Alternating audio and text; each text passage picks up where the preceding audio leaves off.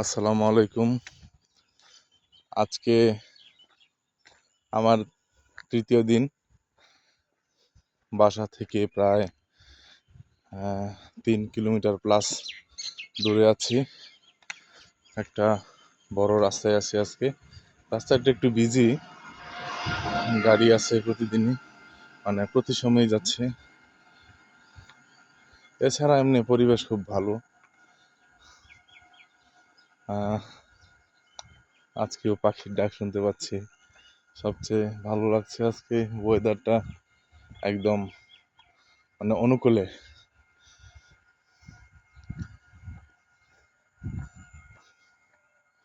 ওই দিক দিয়ে একটা খাল আছে, জায়গাটা খুব সুন্দর। রাস্তার ওইদিকে যেতে হয়, মানে প্যাক কাদার জন্য গেলাম না। চারিদিকে শুধু চাষের জমি আর চাষের জমি, মাঝখান দিয়ে রাস্তা। মানে এখানে নতুন কিছু দেখার নেই, কিন্তু অনেক কিছু দেখার আছে।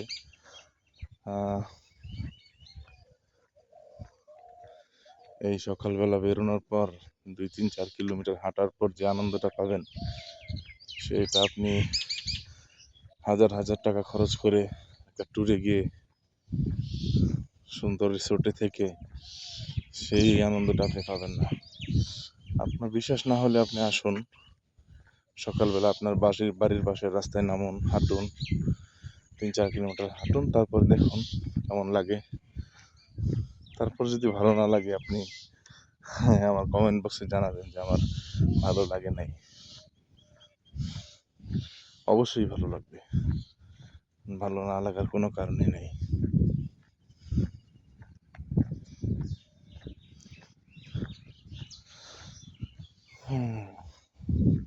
আমি আজকে অনেক লেট করে বের হয়েছি। আমার আগে মানে কয়েক ব্যাচ লোকজন চলে গেছে বাড়িতে, এই রাস্তা ধরে হেঁটে দৌড়িয়ে।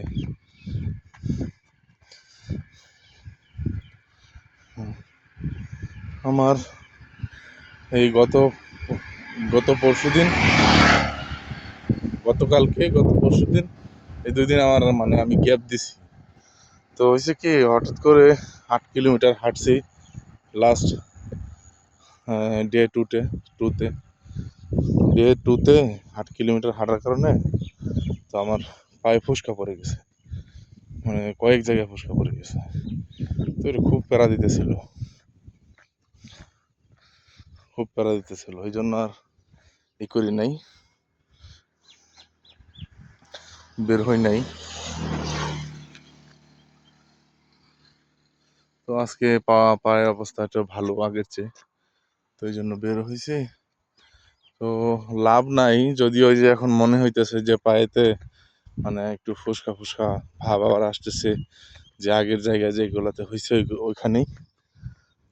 কিছু করার নাই, ফিটনেস পেতে গেলে এইগুলো একটু সহ্য করতে হবে। সব কিছুরই একটা মানে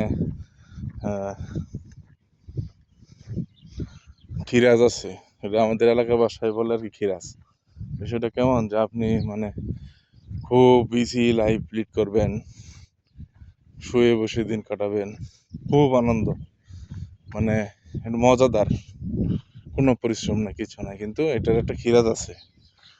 তো এটা হইতেছে যে আপনার শারীরিক অসুস্থতা। তো অপর পিঠে আপনি যদি এক্সারসাইজ করেন, তো এক্ষেত্রে আপনার খিরাজ হচ্ছে এই হাতে পায়ের ইনজুরি, এই সেই এগুলাই। আমার পাশে একটি কবরস্থান আছে, অনেক বড়। জানি না এখানে কে কে আছেন। এখানে একটা কবর আছে, হয়তো তিনি আমার মতো ছিলেন, বা আমার চেয়ে আরো ভালো, কিন্তু আজকে তো তিনি নেই। নেই তো নেই, তার নামটা পর্যন্ত জানি না। এই জন্য মনে হয় গুরুজনরা বলেন, জন্ম হোক যথা তথা, কর্ম হোক ভালো। তুমি মারা গেলেও যেন তোমার কবর দেখে মানুষ চিনে যে ওইটা ওই লোকটার কবর। ইতিহাসের পাতায় যেন তোমার নাম থাকে। এটা খুব ইজি বিষয় না।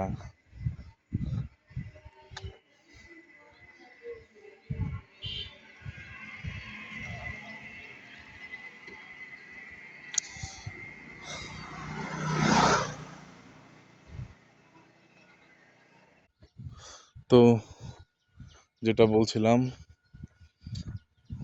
ইতিহাস তৈরি করা, নিজের নামকে স্মরণীয় করে রাখা, এটা কোনো ইজি বিষয় না। আবার এমনও কোনো বিষয় না যেটা সম্ভবই নয়, কারণ আমাদের মতোই মানুষ যারা পূর্ববর্তীতে এসেছিলেন, জীবন যাপন করেছেন, ভালো নাম কামিয়ে গেছেন। তো চেষ্টা করতে হবে ভালো কিছু করার, ভালো একটা নাম তৈরি করার। লাইফ তো আনপ্রেডিক্টেবল।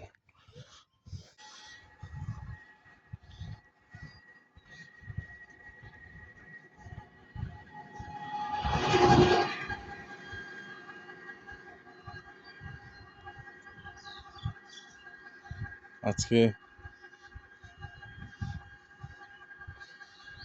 দিনটা আসলে খুবই সুন্দর, ওয়েদারটা খুবই ভালো।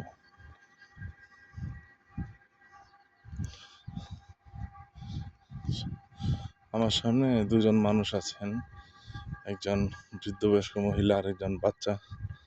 তো আমার মনে হয় ওনাদের সম্পর্ক দাদি এবং নাতিনের। একজন জীবন শুরু করছেন, আরেকজন জীবনের শেষ প্রান্তে আছেন।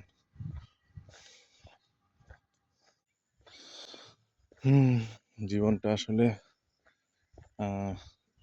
কেমন যেন, যতটা সুন্দর ততটাই প্যারাদায়ক। ছোটবেলা ভাবতাম যে কবে বড় হব, কবে এই দিনটা আসবে যেদিন সকালবেলা পড়তে বসতে হবে না, প্রতিদিন স্কুলে যেতে হবে না, মাগরিবের আজান দেওয়ার সাথে সাথে নামাজ টামাজ পড়ে পড়তে বসতে হবে না। কিন্তু এখন তো এই দিনটা কাটাচ্ছি, কিন্তু মনের মধ্যে সেই শান্তিটা নাই যেটা এই স্কুল জীবনে ছিল। তো মানে এখন মনে হইতেছে যে কি, মানে আমার যা কিছু আছে সব কিছুর বিনিময়ে যদি সেই দিনগুলোতে ফিরে যেতে পারতাম, স্কুল থেকে আসতাম, আমার ইয়াং বাবা দোকানে বসে আছে, আমার ইয়াং মা কাজ করতেছে। তো এই দৃশ্যটা, মানে আমি কি বলবো, এই দিনটাতে ফেরত যেতে পারতাম। আমার বাবা মা সুস্থ আছেন, শক্তিশালী আছেন, আমাকে প্রোটেক্ট করতে পারতেছেন। এই যে আনন্দ, এই যে ভালো লাগা, এটা পাওয়ার জন্য আমি জীবনে সব কিছু বিসর্জন দিতে পারি, কিন্তু আসলে এটা তো সম্ভব না।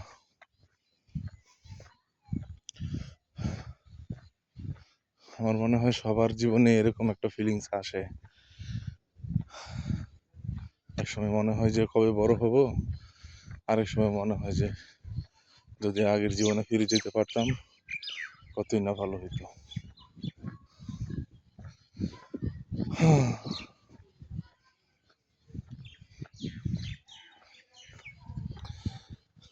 অনেক ইমোশনাল কথা হয়ে গেল, প্রয়োজনের বেশি, টপিকের বাইরে। তো আমার কথাবার্তা একটু এরকমই এলোমেলো, ক্ষমা সুন্দর দৃষ্টিতে দেখবেন। ফুলটা অনেক সুন্দর না, এক জোড়া ফুল উপরেও আছে। ঠিক আছে, তো আজকের মতো বিদায় নিলাম। আসসালামু আলাইকুম।